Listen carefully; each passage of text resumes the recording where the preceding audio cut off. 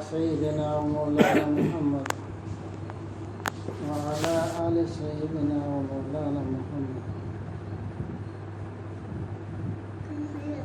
أعوذ بالله من الشيطان الرجيم. بسم الله الرحمن الرحيم.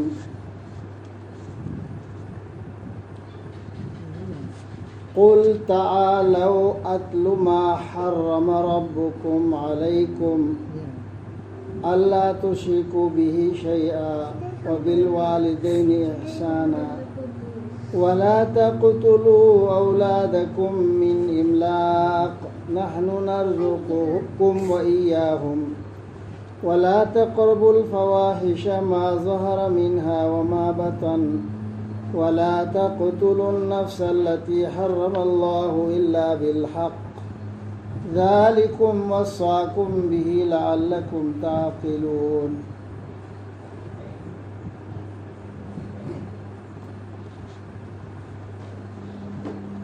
ولا تقربوا مال اليتيم إلا بالتي هي أحسن حتى يبلغ أشده وأوفوا الكيل والميزان بالقسط لا نكلف نفسا إلا وسعها وإذا قلتم فاعدلوا ولو كان ذا قربى وبعهد الله أوفوا ذلكم وصاكم به لعلكم تذكرون. وأن هذا صراطي مستقيما فاتبعوه ولا تتبعوا السبل فتفرق بكم عن سبيله ذلكم وصاكم به لعلكم تتقون. ثم آتينا موسى الكتاب تماما على الذي أحسن وتفصيلا لكل شيء وهدى ورحمة لعلهم بلقاء ربهم يؤمنون. وهذا كتاب أنزلناه مبارك فاتبعوه واتقوا لعلكم ترحمون. أن تقولوا إنما أنزل الكتاب على طائفتين من قبلنا وإن كنا عن دراستهم لغافلين. أو تقولوا لو أنا أنزل علينا الكتاب لكنا أهدى منهم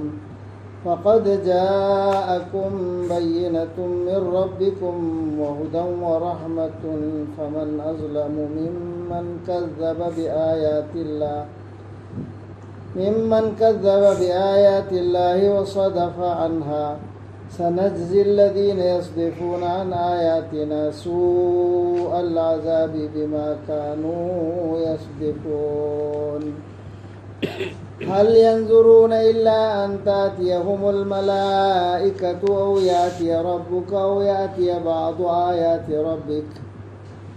يوم يأتي بعض آيات ربك لا ينفع نفسا إيمانها لم تكن آمنت من قبل أو كسبت في إيمانها خيرا قل انتظروا إنا منتظرون. إن الذين فرقوا دينهم وكانوا شيعا لست منهم في شيء إنما أمرهم إلى الله ثم ينبئهم بما كانوا يفعلون. من جاء بالحسنة فله عشر أمثالها ومن جاء بالسيئة فلا يجزى إلا مثلها وهم لا يظلمون. قل إنني هداني ربي إلى صراط مستقيم دينا قيما ملة إبراهيم حنيفا وما كان من المشركين. قل إن صلاتي ونسكي ومحياي ومماتي لله رب العالمين لا شريك له وبذلك أمرت وأنا أول المسلمين. قل أغير الله أبغي ربا وهو رب كل شيء ولا تكسب كل نفس إلا عليها ولا تزر وازرة وزر أخرى ثم إلى ربكم مرجعكم فينبئكم بما كنتم فيه تختلفون.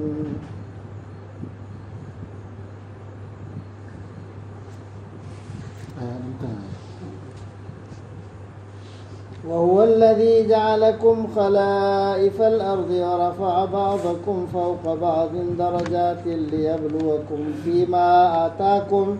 إن ربك سريع العقاب وإنه لغفور رحيم.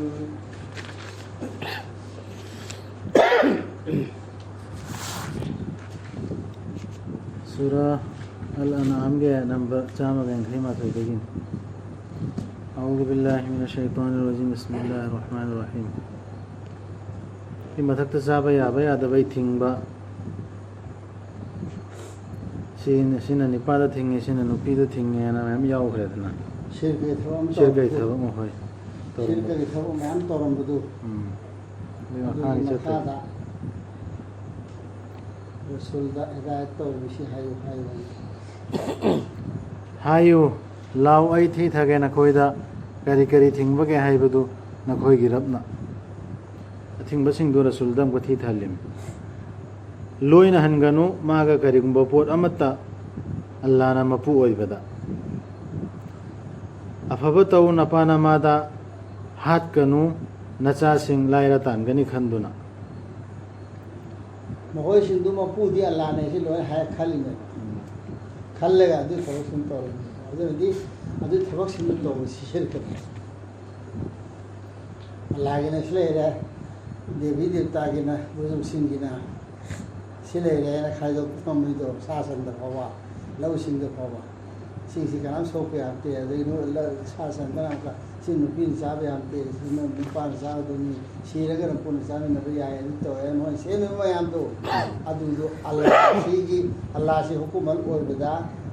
اتو پسم بوسو یا ہم بنا شرک نے اب شرک تا وہ نہیں شرک تا وہ نو ہے سی تھنگی ہے دگی ہان بدا ادو متھنگ دا افبتو نپانا مادا شيء شركة قالوا لي نسي شركة تقولون في المسجد قالوا لنا وبالوالدين إحسانا نما قابلون تو إحسان تو هذا بقى شيء أدوكم أنت مروه خلا هات كنو نچا سين لايرا تانغني خندونا چا شي كي دورتي أي شي لايرا نه خندنا هات پدو أي خوينا هنبيغني چنجاك نخوي گسو مخوي گسو هاتو پدو نته अगर व्यवहार कमी दना तालीम तौबी दना हम बतसु हातनी नक्सिलुगनो अकाम्बली चत्ता मदुगे अफोंग बदुसु अमदि अरोन बदुसु हात पतौगनो थवाय अमत्तबु मदुबु अल्लाहना थिंगबिख्रबा आइन न पीबा हक नत्तना हदि हात प याबगी लो मथक्ता हाइख्रेदना अदु नत्तना मसीने अल्लाह ने नकोयदा सिनरीबा नकोयना खंथजनबा मैंने हायो ना हेलिम मखागी सुसने नक्सिलुगनो मपा लैजद्रबा अंगांग सिंगे मरल मथुमगे मना ख्वाइदगी फजबा मोंगदा नत्तना मदुबु हेंगत हनगे खनबा नत्तना अदि माय पोतु सेनबिगे नत्रगा खरखजी चाबगी मो लेदना मारूफ तरीका है फतिया होदना अदुना तगिदे है त मा चावरे ने खलगा तवाना चिया होतरो चावरादी लोग यारो है खलगा मा मतलब ज्ञान ता दिने सा मागी माची खर्चा तो होगे मा खंगी हजीवाया तवा अदु विद्या माना मपुंग में मियोय मपुंग फाद्रिफो मपुंग फाना ओलु चांग अमसुंग खल वयन चुमना लैबा योनबदा खल ओनबा लैबा योनबसु चांग चप मानागदबा थांगत्ते अखोइना पोलुम थवाय अमतदा माना पुबा ngamjaba nattana aduga nakoina wa haibada lubara te hai wa khama haisi aru banate alai bana hodai ana allah na kai ta aru wa na kan ngam wa ta hai aduga nakoina wa haibada sakhi pibada hayu achumba khakta naknaba mari matagi matang oirasu mari mata manga da oirasu mari mata so oirasu chumbi hai chumbu do hayo sigi sema ikoi culture se society se sulai leite ba ikoi ubada imong manung da soka da bordi thupchina na ho nei ꯐꯠꯇꯕꯁꯨ ꯑꯆꯨꯝꯕꯗꯨ ꯉꯥꯡꯕ ꯌꯥꯗꯦ ꯁꯤ ꯁꯥꯎꯅꯔꯛꯏ ꯑꯩꯈꯣꯏ ꯏꯁꯥ ꯏꯁꯥ check ꯇꯧꯒꯗꯕꯅꯤ ꯑꯗꯨꯒ ꯑꯜꯂꯥꯗ ꯇꯧꯈꯤꯕ ꯋꯥꯁꯛ ꯄꯥꯡꯊꯣꯛꯎ ꯃꯄꯨꯡ ꯐꯥꯅ ꯃꯁꯤꯅꯤ ꯑꯜꯂꯥꯅ ꯁꯤꯟꯅꯔꯤꯕꯗꯨ ꯅꯈꯣꯏꯅ ꯈꯟꯊꯖꯅꯕ ꯁꯤꯒꯤ ꯂꯣꯁꯤꯡꯁꯤ ꯈꯪꯖꯤꯟꯒꯗꯕꯅꯤ ꯅꯤꯌꯣꯝ ꯍꯥꯏꯔꯤꯕꯁꯤꯡꯁꯤ ꯃꯁꯤꯅꯤ ꯑꯩꯒꯤ ꯂꯝꯕꯤꯗꯨ ꯁꯤ ꯍꯥꯏꯌꯣꯅ ꯍꯥꯏꯔꯤꯕ ꯃꯈꯥ ꯆꯠꯊꯔꯤꯅꯤ मसीनी आएगी लंबी दू चुमद्रिंग चुम मसीने में सिरातल मुस्तकीम में कोई ना सुरा फातिहा दन नहीं खिब्दो अल्लाह दा हाई जे खिब्दो सुम लंबी वो लोने कोन हाई रहता नदी लंबी दू सी सी रहता अल्लाह ना अभी लंबी सुम मुशी सिले ये हाई नसीहत में आमसी मसीनी आएगी लंबी दू चुमद्रिंग चुम लबा अदुना मसी की तुंग इल्लू अतोप लंबी सिंह की तुंग इल्लू बनो लंबी आमा खत्ता नहीं बस शराती आएगी लंबी शरात लंबी में हम बोली शुरू हाई दौर भी ने मतलब शराब में हम हाई रहे सभी लहर से शुबुल है रखे दौर पे लंबी में हम बोलती तो सी लंबी आम से चुम्बिंग चुम्ब लंबी से सीने भी चुम्ब लंबी आम से तने वाला तते वो शुबुल लंबी मयाम की मतलब नहीं शुबुल सबील की जमान लंबी मयाम ले शराब हाई को बने लंबी मयाम की मतलब इल्लू नौबा लंबी दी मयाम ले खरीद नहीं कोई शरा अदुम न तौरबदी लंबी दो मैम हम सब से लोन इल्लो रदी खाइदो खिगनी नखोइबु अल्लाह की लंबी दगी अल्लाह ने हजवाने असुब लंबी आम खत्ता ले दो अल्लाह खाइदो खाइदो मसीनी माना सिनरी बदु नखोइदा नखोइना चुमना चचबसिंग ओइजनाब सिगी वासी दुनिया हरोपले आ रसूल सल्लल्लाहु अलैहि वसल्लम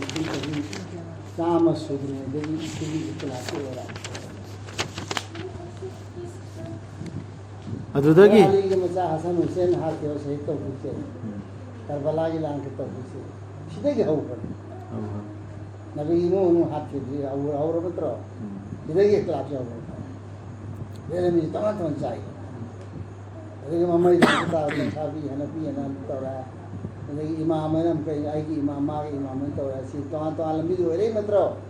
सी लंबी में आमसी मतुंग इगरत के अम्मा खत्ता ले दो टाइप से सी लंबी से लंता है खिलो अदुदगी अखोइना पीखिबनी मुसादा लाइरिकतु अखोइगे थौजाल मपुंग फाहलदुना अफब तौबा अमगी मथक्ता मचा खाइना संदोना ताकपीदुना पोट खुदिंगमकपु लमजिंग अमदी मिनुंगसी ओइना मखोइना नोंगमदी मखोइगे रबका उनगनी हाइबदुदा थाजनबा मूसा अलैहि सलाम के मरक से है इसी मूसा तो सो मैना मचा खाइना पूरा मपुंग फाना पीख रहा है लोदो अल्लाह ना मतम दुगी धर्म चना मम्मी सिंदुगी चप चाबा मोंदो मोहेना अदु पायरदी ओइरदबा अदु अचुंब लंबी फंगदबा तो अखोइदसु अदु पाइनबगी कुरान से मपुंग फाना पिराबने मसी कुरान असी लाइरिक अमनी थादरकपनी अखोइना मसी याइफनिंगाइनी अदुना मसी की तुंग इल्लू अदुगा अल्लाहबु कियु नखोइना मिनुंगसी फंगजनब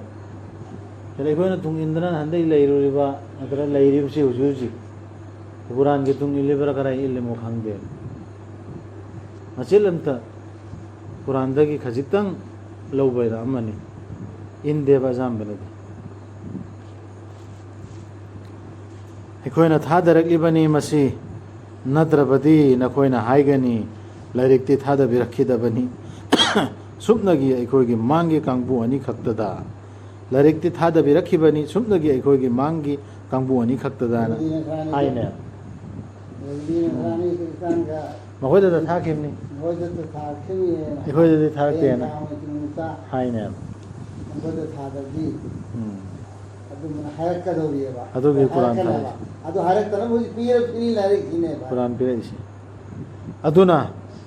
अखोइदी मखोइना नैनखिबदु खंगजदे सि हरकतना बगी कुरान पिरैसी हाइबे याररोय बात नत्रगे से हरकने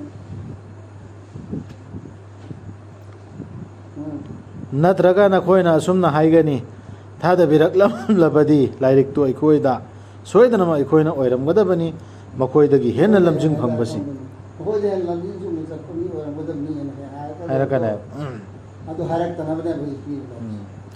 अदुना हौजिक्ति लागलबनी नखोइदा दलील नखोइगी रब्तगी हां नखोइदा नखोइदने हैसी हौजिक्ति लागलबनी नखोइदा दलील नखोइगी रब्तगी lamjing amasung minungsi adu oirabadi kanana amuk hena chumdaba oigadage Allah gi aya singbu yadriba amasung madudagi leithokliba mi singdudagi sigi mi side hena maral chumdaba mi si jalim si kanana bu oidorsi larik su pir aga larik su paida adun has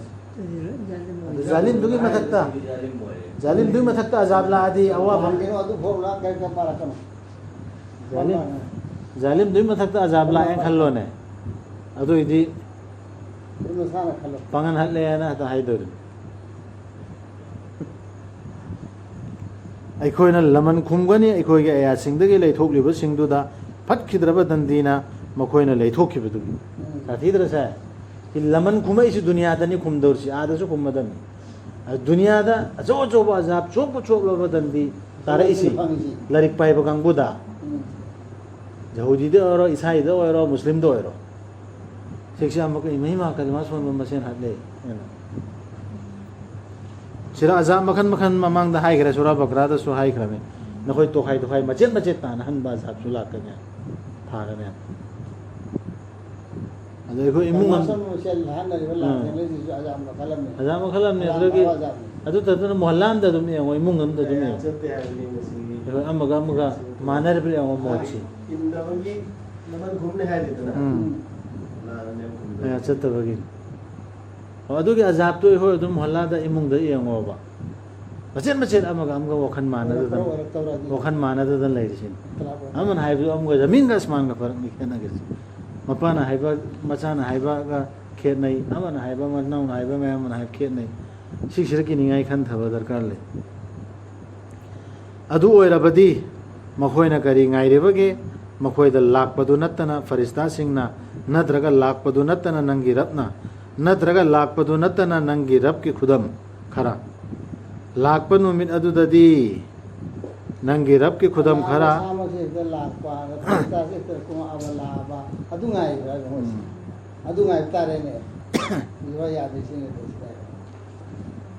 लाकपन नुमित अदुददी नंगी रब की खुदम खरा ईमान दो कान के पोल में है तो अंत कान रो ईमान पूरा सु मतलब कान रो मान मतलब आई आदरे यार ना है को आई तौरगे कला कोन रो हम गम कुरान से पारेगे ना है को दो अब दे यार रो है बाजू ईमान तो ना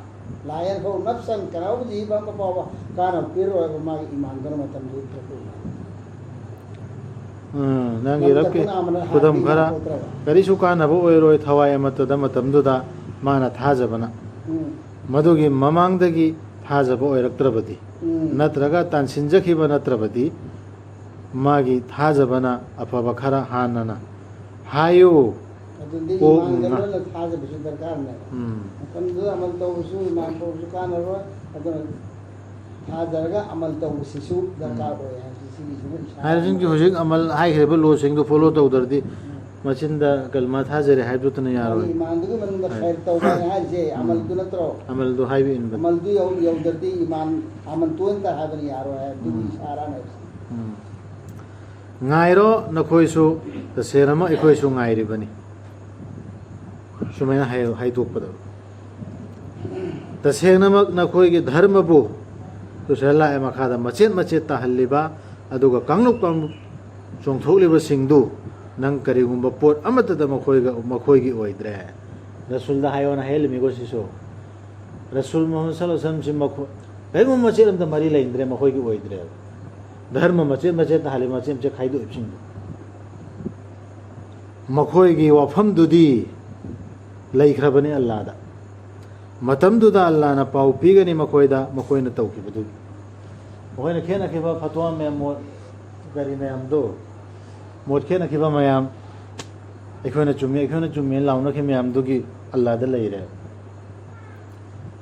कनागुम्बा अमना लाखलाबा अफबा अमगा विचार की नुमित्ता माना फंगजगनी अदुगुम्बा तारागी मना अदुगा कनागुम्बा अमना लाखलाबा फत्तबा अमगा मंगोंदा लमन खुंबीरोय अदु खक्का मानना नतन मखोयदा लान खक्तौ बीरो खबुक तोरजा तारा थोनु फंगै स्वा अग्री फत्तबा तो फत्तबा दुगो माना बदु ꯒꯨꯅꯥꯗꯨꯗ ꯄꯨꯕꯅꯦꯕ ꯁꯤꯗ ꯃꯆꯦꯠ ꯃꯆꯦꯠ ꯈꯥꯏꯗꯣꯛꯑ ꯃꯇꯨꯡꯗ ꯃꯇꯝꯗꯨ ꯔꯁꯨꯜꯒꯤ ꯃꯇꯝꯗ ꯈꯥꯏꯗꯣꯛꯑꯝꯃꯤꯗꯅ ꯌꯍꯨꯗꯤ ꯅꯁꯔꯥꯅꯤ ꯈꯥꯏꯗꯣꯛꯇꯅ ꯂꯩꯔꯝꯕꯗꯨꯗ ꯔꯁꯨꯜꯗ ꯍꯥꯏꯔꯛꯏꯃꯦ ꯃꯆꯦꯠ ꯃꯆꯦꯠ ꯇꯥꯈꯤꯗꯨ ꯅꯪ ꯃꯔꯤ ꯂꯩꯅꯗ꯭ꯔꯦ ꯑꯗꯨ ꯑꯜꯂꯥꯍꯒꯤ ꯋꯥꯐꯝꯗ ꯂꯩꯔꯦꯅ ꯍꯥꯏꯔꯦ ꯍꯥꯏꯔ ꯃꯇꯨꯡꯗ ꯑꯃꯨꯛꯀ ꯃꯈꯥꯗ ꯂꯥꯛꯏꯕ ꯑꯌꯥꯠꯁꯤ ꯃꯥꯅ ꯃꯤ ꯑꯃꯅ ꯑꯦꯅꯤ ꯃꯤ ꯑꯃ ꯑꯦꯅꯤ ꯃꯁꯖꯕꯇꯩ ꯂꯧꯈꯠꯂꯣ ꯌꯍꯨꯗꯤꯗꯩ ꯑꯣꯏꯔꯣ ꯏꯁꯥꯏꯗꯩ ꯑꯣꯏꯔꯣ ꯍꯅꯐꯤꯗꯩ ꯑꯣꯏꯔꯣ ꯁꯥꯐꯤꯗꯩ ꯑꯣꯏꯔꯣ ꯑꯦꯅꯤ ꯃꯁꯖꯕꯀꯤ ꯃꯤ ꯑꯃꯅ ꯑꯐꯕ ꯑꯃ ꯄꯨꯔ ꯂꯥꯛꯑꯗꯤ ꯑꯐꯕꯗꯨ 10 ꯄꯤꯅꯦ ꯑꯦꯅꯤ ꯒ꯭ꯔꯨꯞꯇꯩ ꯂꯥꯛꯁꯦ ꯐꯠꯇꯕ ꯄꯨꯔ ꯂꯥꯛꯑꯦ ꯑꯗꯨꯒꯤ ꯗꯕꯜ ꯄꯤꯅꯤ ꯑꯦꯅꯤ ꯃꯤ ꯁꯤꯗ ꯑꯩꯈꯣꯏꯒꯤ ꯃꯥꯗꯤ ꯌꯥꯕꯕꯨꯗꯤ ꯌꯥꯔꯣꯏ ꯏꯃꯥꯟ ꯌꯥꯎꯗ꯭ꯔꯗꯤ ꯌꯥꯔꯣꯏ ꯑꯗꯨ ꯃꯥꯗꯤ ꯑꯗꯨꯒꯤ ꯃꯁꯖꯕꯇꯨꯅꯤ ꯃꯥ ꯀꯥꯐꯤꯔꯅꯦꯅ ꯑꯩꯈꯣꯏꯒꯤ ꯏꯊꯧ ꯂꯩꯇꯦ ꯍꯥꯏꯕꯅꯦ ꯍꯛ ꯂꯩꯇꯦꯕ ꯑꯗꯨꯒꯤ ꯑꯜꯂꯥꯍꯒꯤ ꯃꯈꯨꯠꯇ ꯂꯩꯌꯦ ꯍꯥꯏꯌꯨ ꯇꯁꯦꯡꯅ ꯑꯩꯕꯨ ꯂꯝꯖꯤꯡꯕꯤꯕꯅꯤ ꯑꯩꯒꯤ ꯔꯕꯅ ꯆꯨꯝꯗ꯭ꯔꯤꯡ ꯆꯨꯝꯕ ꯂꯝꯕꯤꯗ ꯑꯆꯨꯝꯕ ꯙꯔꯃꯗ ꯗꯤꯟ ꯍꯛ ꯍꯥꯏꯔꯁꯤ ꯑꯆꯨꯝꯕ ꯄꯥꯝꯖꯕ ꯏꯕ꯭ꯔꯥꯍꯤꯝꯒꯤ ꯙꯔꯃꯗ ꯃꯥꯗꯤ ꯑꯣꯏꯈꯤꯕ ꯅꯠꯇꯦ ꯃꯨꯁ꯭ꯔꯤꯛꯁꯤꯡꯒꯤ ꯃꯅꯨꯡꯗꯒꯤ ꯏꯕ꯭ꯔꯥꯍꯤꯝ ꯃꯆꯣꯏ ꯈꯥꯏꯗꯣꯛ ꯃꯥ ꯇꯣꯉꯥꯟ ꯇꯥꯈꯤꯗꯦ ꯇꯧꯔꯝꯗꯦ ꯍꯥꯏꯌꯨ ꯇꯁꯦꯡꯅꯃꯛ ꯑꯩꯒꯤ ꯅꯃꯥꯖ ꯑꯩꯒꯤ ꯀꯨꯔꯕꯥꯅꯤ ꯑꯩꯒꯤ ꯄꯨꯟꯁꯤ ꯑꯃꯗꯤ ꯑꯩꯒꯤ ꯃौत ꯄꯨꯝꯅꯃꯛꯁꯤ ꯑꯜꯂꯥꯍꯒꯤꯗꯃꯛꯅꯤ ꯇꯥꯏꯕꯪ ꯄꯨꯝꯅꯃꯛꯀꯤ ꯔꯕ ꯍꯥꯏꯗꯣꯛꯑꯕ ꯁꯤꯗ ꯍꯥꯏꯗꯤ ꯃꯥꯏ ꯃꯇꯨꯡꯗ ꯅꯃꯥꯖ ꯑꯣꯏꯗꯦ ꯃꯥꯏ ꯀꯨꯔꯕꯥꯅꯤ ꯆꯥꯕ ꯌꯥꯗꯦ ꯃꯥꯅ ꯂꯦꯜꯂꯗꯤ ꯆꯥꯕ ꯌꯥꯗꯦꯅ ꯇꯧꯔꯤꯕꯁꯤꯡꯗꯨ ꯁꯤ ꯑꯌꯥꯁꯤꯅ ꯀꯛꯏꯝ ꯑꯩꯒꯤ ꯀꯨꯔꯕꯥꯅꯤ ꯑꯩꯒꯤ ꯅꯃꯥꯖ ꯑꯩꯒꯤ ꯄꯨꯟꯁꯤ ꯑꯩꯅ ꯁꯤꯗꯧꯔꯤꯁꯦ ꯄꯨꯝꯅꯃꯛꯁꯦ ꯑꯜꯂꯥꯍꯒꯤꯅꯦꯕ ꯑꯩ ꯃꯥꯒꯤ ꯃꯁꯖꯕꯀꯤ ꯃꯇꯨꯡ ꯏꯟꯅ ꯅꯠꯇꯦ ꯃꯥꯏ ꯃꯈꯥꯗ ꯁꯣꯜꯂꯨꯔꯦ ꯅꯠꯇ꯭ꯔꯒ ꯃꯥꯅ ꯁꯣꯜꯂꯦ ꯅꯠꯇ꯭ꯔꯒ ꯃꯥꯒꯤ ꯃꯅꯥꯛꯇ ꯌꯥꯎꯔꯨꯔꯦ ꯑꯩꯅ ꯅꯃꯥꯖꯗꯨ ꯃꯥꯒꯤ ꯃꯔꯝꯅ ꯑꯩ ꯅꯃꯥꯖꯗꯨ ꯀꯥꯏꯗꯦ ꯑꯩꯒꯤ ꯅꯃꯥꯖ ꯑꯩꯒꯤ ꯀꯨꯔꯕꯥꯅꯤ ꯂꯣꯏꯅ ꯑꯜꯂꯥꯍꯒꯤꯗꯃꯛꯅꯦ ꯂꯩꯇꯦ ꯁꯔꯨꯛ ꯌꯥꯃꯤꯟꯅꯕ ꯀꯅꯥꯃꯠꯇ ꯑꯜꯂꯥꯍꯒ ꯃꯁꯤ ꯍꯨꯀꯨꯝ ꯇꯧꯕꯤꯔꯕꯅꯤ ꯑꯩꯉꯣꯟꯗ ꯅꯈꯣꯏꯒꯤ ꯅꯔꯛꯇ ꯑꯍꯥꯟꯕꯅꯤ ꯑꯩꯅ ꯃꯨꯁꯂꯤꯝꯁꯤꯡꯒꯤ ꯁꯤ ꯍꯥꯏꯌꯣꯅ ꯍꯥꯏꯍꯜꯂꯤꯃꯤ ꯔꯁꯨꯜꯗꯀꯣ ꯑꯩꯅ ꯑꯍꯥꯟꯕ ꯃꯨꯁꯂꯤꯝꯅꯦꯅ ꯍꯥꯏꯌꯨ ꯑꯜꯂꯥꯍ ꯅꯠꯇꯅ ꯑꯇꯣꯞꯄꯕꯨ ꯊꯤꯔꯨꯈꯤꯒꯗ꯭ꯔꯥ ꯑꯩꯅ ꯔꯕ ꯑꯣꯏꯕꯗ ꯑꯩꯕꯨ ꯌꯣꯛꯄꯤ ꯊꯥꯛꯄꯤꯕ ꯃꯄꯨ ꯑꯣꯏꯕꯗ ꯑꯜꯂꯥꯍ ꯅꯠꯇꯅ ꯀꯅꯥꯅꯣꯕ ꯑꯩꯅ ꯊꯤꯔꯨꯗꯧꯁꯤ ꯃꯥꯅ ꯔꯕ ꯑꯣꯏꯔꯒ ꯄꯣꯠ ꯈꯨꯗꯤꯡꯃꯛꯀꯤꯁꯨ ꯃꯄꯨ ꯑꯣꯏꯔꯤꯕ ꯇꯥꯟꯁꯤꯟꯕ ꯂꯩꯇꯦ ꯃꯔꯥꯜ ꯂꯪꯁꯤꯟꯕ ꯂꯩꯇꯦ ꯊꯋꯥꯏ ꯑꯃꯠꯇꯅ ꯃꯁꯥꯒꯤ ꯃꯥꯌꯣꯛꯇ ꯅꯠꯇꯅ ꯇꯣ ꯃꯥꯅ ꯅꯥꯜꯂꯤꯗꯨ ꯃꯁꯥꯒꯤꯅꯦꯕ ꯃꯥꯅ ꯁꯣꯏꯕꯗꯨꯒꯤ ꯑꯩꯉꯣꯟꯗ ꯐꯪꯉꯣꯏ ꯄꯣꯠꯂꯨꯝꯁꯤꯡ ꯄꯨꯔꯤꯕ ꯑꯃꯠꯇꯅ ꯄꯨꯔꯣꯏ ꯄꯣꯠꯂꯨꯝ ꯑꯇꯣꯞꯄ ꯑꯃꯒꯤ ꯑꯗꯨꯒꯤ ꯇꯨꯡꯗ ꯅꯈꯣꯏꯒꯤ ꯔꯕꯇꯅꯤ ꯅꯈꯣꯏꯅ ꯍꯟꯒꯗꯕꯗꯨ ꯃꯗꯨꯗꯒꯤ ꯑꯜꯂꯥꯍꯅ ꯄꯥꯎ ꯄꯤꯕꯤꯒꯅꯤ ꯅꯈꯣꯏꯅ ꯃꯣꯠ ꯈꯦꯠꯅꯈꯤꯕꯁꯤꯡꯗꯨꯒꯤ ꯃꯇꯥꯡꯗ ꯃꯥꯅ ꯈꯦꯠꯅꯗꯅ ꯃꯣꯠ ꯈꯦꯠꯅꯗꯅ ꯂꯩꯔꯤꯕ ꯃꯣꯍꯜꯂꯥ ꯃꯌꯥꯝ ꯃꯖꯍꯕ ꯃꯌꯥꯝꯗꯣ ꯑꯗꯨꯒꯤ ꯄꯥꯎꯈꯨꯝ ꯑꯜꯂꯥꯍꯅ ꯑꯥꯗ ꯕꯤꯆꯥꯔ ꯄꯤꯅꯦ ꯇꯧꯅꯦ ꯀꯅꯥꯒꯨꯝꯕ ꯑꯃꯒꯤ ꯄꯣꯠꯂꯨꯝ ꯑꯃꯅ ꯄꯨꯔꯣꯏ ꯃꯥꯅꯅꯤ ꯁꯦꯝꯕꯤꯈꯤꯕꯗꯨ ꯅꯈꯣꯏꯕꯨ ꯃꯍꯨꯠ ꯁꯤꯜꯍꯧꯕꯁꯤꯡ ꯑꯣꯏꯅ ꯄ꯭ꯔꯤꯊ꯭ꯔꯤ ꯊꯛꯇ ꯑꯗꯨꯒ ꯊꯥꯡꯒꯠꯄꯤꯈꯤꯕꯗꯨ ꯅꯈꯣꯏ ꯈꯔꯕꯨ ꯈꯔꯒꯤ ꯃꯊꯛꯇ ꯃꯥꯅ ꯅꯈꯣꯏꯕꯨ ꯆꯥꯡꯌꯦꯡ ꯇꯧꯅꯕ ꯃꯥꯅ ꯅꯈꯣꯏꯗ ꯄꯤꯕꯤꯈꯤꯕ ꯑꯗꯨꯗ ilmu knowledge mawad pikiba changing tawne ada nang phangkiba knowledge du matumi tasenamak nangi rapti yang bani laman khumbada adubu tasenamak madi onthokna kokpi heibani kanbi heibani sallallahu alaihi wasallam